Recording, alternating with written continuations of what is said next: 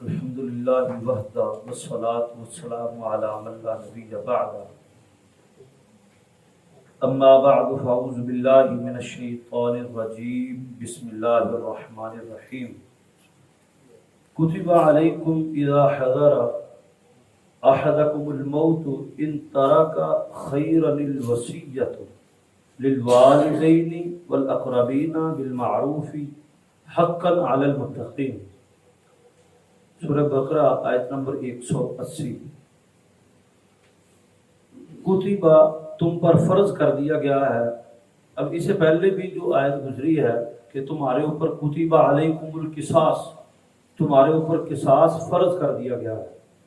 اب ہے کتبہ علیکم، تمہارے اوپر فرض ہے، تو کتبہ کا مطلب لکھ دیا گیا تمہارے لیے، فرض کر دیا گیا تمہارے لیے۔ تو کتبہ اللہ کی طرف سے فرض چیز فرض کر دیا گیا ہے تمہارے اوپر، علیکم تمہارے اوپر، اذا جب بھی حاضر حاضر ہو، حاضر کا مطلب عربی میں بھی حاضر اور اردو میں بھی حاضر، حاضر ہو احدکم تم میں سے کسی ایک پر الموت موت، تو ہم کہتے ہیں کہ تہاڈے جو کسی دوتے موت آئے، تو قرآن مجید کا یہ اسلوب ہے جب بھی تمہارے میں سے کسی پر بھی موت آئے یعنی موت اس کے لیے حاضر ہو، ان طرح کا اور وہ چھوڑ کر جائے کچھ مال وراثت والا، ترکہ جس میں ترکہ چھوڑ کر گیا، مال چھوڑ کر گیا، ان طرح کا اگر ہو کچھ پیچھے چھوڑا ہوا مال، ان طرح کا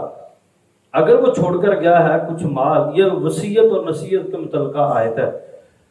خیرا الوصیۃ للوالدین والاقربین بالمعروف، تو وہ وصیت کر کے جائے مرنے سے پہلے اپنے والدین کے لیے اپنے مال میں سے اور اپنے رشتہ داروں کے لیے اپنے مال میں سے، بالمعروف اچھے طریقے سے۔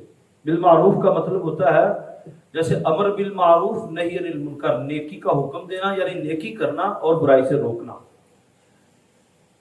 نبی اکرم صلی اللہ علیہ وسلم کے بعد بھی مختلف جہادی جب لشکر روانہ ہوتے تھے تو بیعت کرتے تھے، ہاتھ پر بیعت کہ تم میرا حکم مانو گے، سمع و اطاعت کرو گے بالمعروف۔ معروف کہتے ہیں شریعت کے دائرے میں رہتے ہوئے کوئی نیکی کو معروف کہتے ہیں۔ ہر نیکی کو، کوئی بھی نیکی ہو اس کو بر کہتے ہیں، جو آیت بر ہم نے 170 نمبر صفحہ پر پڑھی کہ لیس البر ان تولوا البر، معروف کہتے ہیں وہ نیکی جو شریعت کے مطابق ہو اس کو معروف کہتے ہیں۔ تو سمع و اطاعت بالمعروف یعنی شریعت کے دائرے میں رہتے ہوئے، کسی کی شریعت سے اوپر کسی کا حکم نہیں مانا جائے گا۔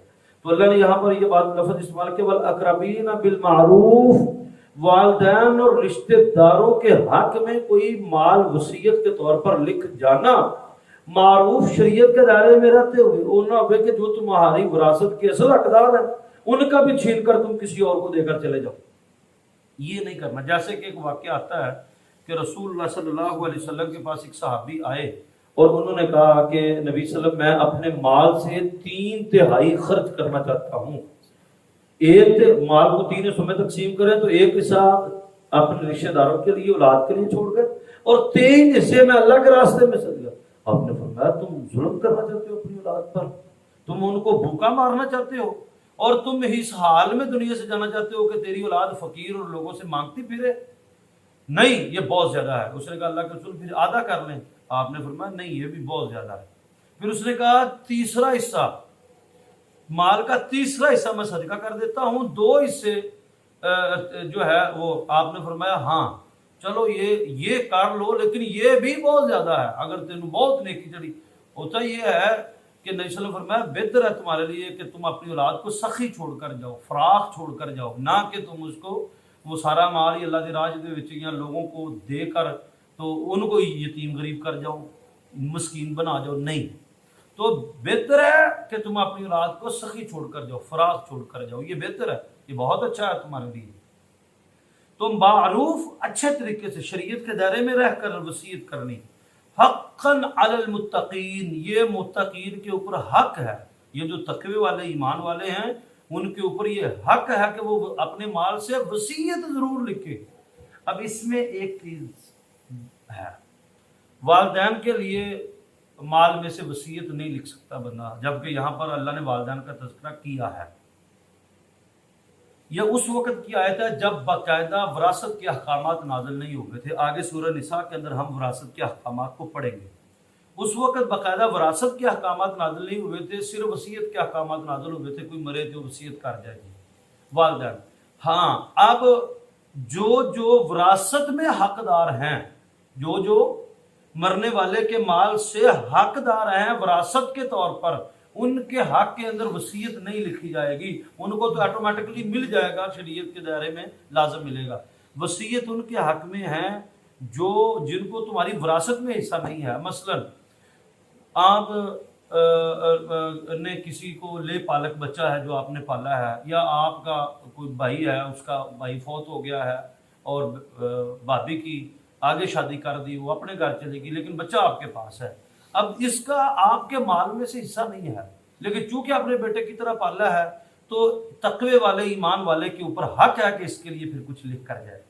वो कह दे कि इसको इतने दे देना, चलो इसकी ज़िंदगी भी। अब तक तो वो आपके बलबूते पर बेचारा, आपने उसको पढ़ाया भी, चलो अच्छी सीट पर है, ठीक है, लेकिन अपने माल से फिर भी वसीयत कर जाना, चाहे वो खुद मालदारी क्यों ना हो, चाहे थोड़ी कर जाना, ये हक है मुत्तकीन के लिए। फिर दूसरा, अगर कोई हक वसीयत करना चाहता है किसी मस्जिद के लिए, अगर कोई वसीयत करना चाहता है मदरसे के लिए, अगर कोई वसीयत करना चाहता है अपने गरीब बहन के लिए, हालांकि बहन डायरेक्ट माल में से हिस्सेदार नहीं है, भाई नहीं है, गरीब भाई है, तो भाई के हक में वसीयत करके जाए कि मेरे माल में से कुछ हिस्सा जो है फलां भाई को भी दिया जाए, तो वसीयत लाजमी करे। नबी सल्लल्लाहु अलैहि वसल्लम, तुम में से कोई शख्स एक रात भी ना सोए क्या उसने वसीयत ना लिखी हो अपने पास। अब आपका बहुत सारा लेन देन होता है, आज आपको मौत आ जाए, फौत हो जाए, तो किसको क्या पता क्या ले। अपना माल लेन देन डायरी में लिखें और अपनी बीवी को बताएं, अपने भाई को या जिसको भी इत्मीनान का उसको बताएं, या ये लिखा हुआ पड़ा होना चाहिए। और उसमें तब्दीली जो हो तो वो भी तब्दीली भी लिखनी है कि ये अब कैंसिल है, अब नहीं, ये है वसीयत। तो कोई शख्स तुम में से एक रात भी ना सोए वसीयत लिखे के बगैर, ये हदीस है नबी अकरम सल्लल्लाहु अलैहि वसल्लम की। वसीयत लाजमी लिखे। हक़्क़न अलल मुत्तक़ीन, ये मुत्तक़ीन के ऊपर एक हक है। फ़मन बद्दलहु बअद मा समिअहु फ़इन्नमा इस्मुहु अलल लज़ीना युबद्दिलूनहु, जिस शख्स ने मरने वाले की वसीयत बदल दी सुनकर, उसके ऊपर बहुत बड़ा कबीरा गुनाह है। मरने वाले की वसीयत पूरी करनी लाजम और फर्ज है, जरूरी है। माल के मामले में, माल के मामले, तरके के मामले में हाँ कुछ वसीयतें ऐसी होती हैं, मरने वाला पुठे सदियां ये वसीयतें कर जाता है जी मैनू वो उत्थे जाके दफन करना। अब वो उसको नहीं दफन कर सकते, उसको ले जा नहीं सकते, मतलब है कि कोई भी मसला हो तो ये कोई वसीयत अगर कोई अमल कर ले तो अच्छी है, नहीं तो इसमें कोई मसला नहीं है। अगर कोई शरीयत के खिलाफ वसीयत कर जाए तो वो भी पूरी ना की जाए, कतअन ना पूरी की जाए। तो अगर विरासत के खिलाफ वसीयत कर गया है तो उसकी वसीयत पूरी नहीं की जाएगी।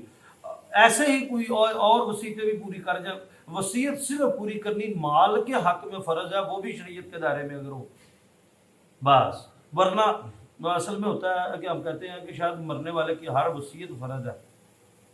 फर्ज जो बात है वो अल्लाह और उसके रसूल की बात ही है, उसके बाद किसी की बात भी अथेंटिक नहीं है। सब की बात को शरीयत के पैमाने पर परखा जाएगा बस।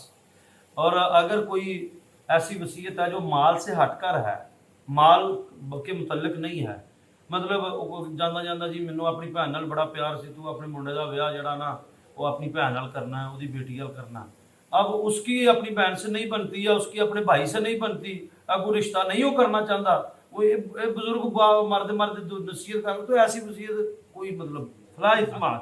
हाँ, अगर कोई जानबूझकर माल में से वसीयत में नक्स तलाश करे, ढूंढे, माल अगर उसको पता चल जाए कि ये वसीयत फलां के हक में जायज़ है लेकिन पैसा बहुत ज़्यादा चला जाएगा, पास बेटा बैठा है और बाप ने जाते हुए वसीयत किया है कि ऐसे शख्स के लिए जो विरासत में हकदार नहीं है, लेकिन उनको खतरा पहले ही होता है कि फलां अब्बू के बहुत करीब है, अब्बू उसके लिए कोई वसीयत ना लिख दें, तो वो ना बताए तो उसके ऊपर गुनाह है, बहुत सख्त कबीरा गुनाह है। अगर माल की वसीयत उसने नहीं बताए फिर उसके ऊपर कहे कि मेरी ये राय है, तो फिर ठीक है, फिर उसके ऊपर कोई हर्ज नहीं है। हाँ, अगर कोई वसीयत नाजायज कर गया है और सुनने वाले ने नाजायज वसीयत सुनी है لیکن اگر وہ وصیت نجائز بتا دیتا ہے تو فتنہ کھڑا ہو جاتا ہے.